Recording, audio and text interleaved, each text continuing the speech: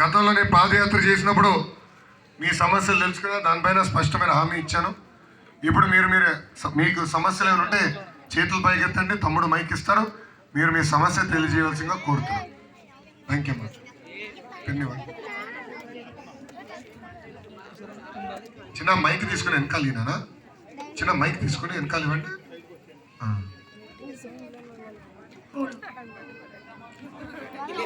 ఎవరు మాడుతున్నారు? మా ఎవరన్నా మాట్లాడే వాళ్ళు ఉంటే చేయి పైకి ఎత్తండమ్మా. ఒక నిమిషం చెప్పమ్మా.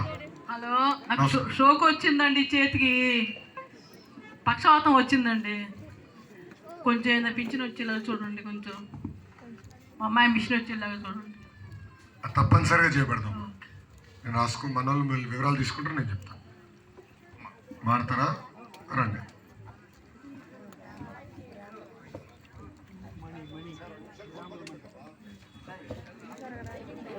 హలో, మేము ఇక్కడ ఆల్రెడీ తాడేపల్లిలో ఉండే నివాస స్థలం మేము అగ్రికల్చర్ మార్కెటింగ్ చేశాం సార్.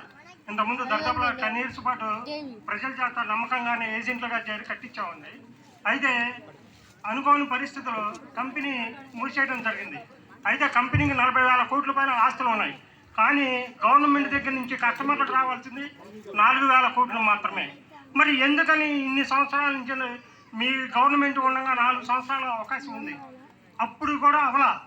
ఈ జగన్ గవర్నమెంట్ వచ్చిన తర్వాత మేము న్యాయం చేస్తామండి అని అన్నారు. మరి ఇప్పటికి కూడా 5 సంవత్సరాలు అయింది, అంటే దరిదాపు 9 సంవత్సరాలు వెళ్ళి 10వ సంవత్సరం కూడా అడుగుపెట్టింది. మరి ఇంతవరకు ఇన్ని వేల కోట్లు ఉన్నటువంటి ఆస్తులు ఉన్నటువంటి కంపెనీనే 4,000 కోట్లు ఇవ్వలేకపోతే మరి దానికి న్యాయం చేయడానికి ఎలా చేస్తారు? మాకు కావాల్సింది ఏంటి? కస్టమర్ చేత కట్టించాం, కస్టమర్కి మేము డబ్బులు ఇప్పించాలి. మా ధ్యేయం అదే. అన్ని చోట్ల రాష్ట్ర వ్యాప్తంగా కూడా అగ్రికల్చర్ మార్కెటింగ్ మెంబర్స్ దరిదాపులో 20 లక్షల మంది పైన ఉన్నారు. ఏదైనా సరే ఇది కాకుండా రియల్ ఎస్టేట్ వెంచర్స్ కానీ, ప్లస్ గ్రీన్ ల్యాండ్ అని, డ్రీమ్ ల్యాండ్ అని, ఇలా రకరకాల వెంచర్స్ ఉన్నాయి.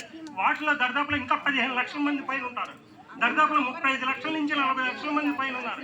మరి ఈ 45 లక్షలు ఇంటూ యావరేజ్లు వేసుకున్న, ఇంటికి 2 ఓట్లు చొప్పున వేసుకున్న 90 లక్షల ఓట్లు అండి.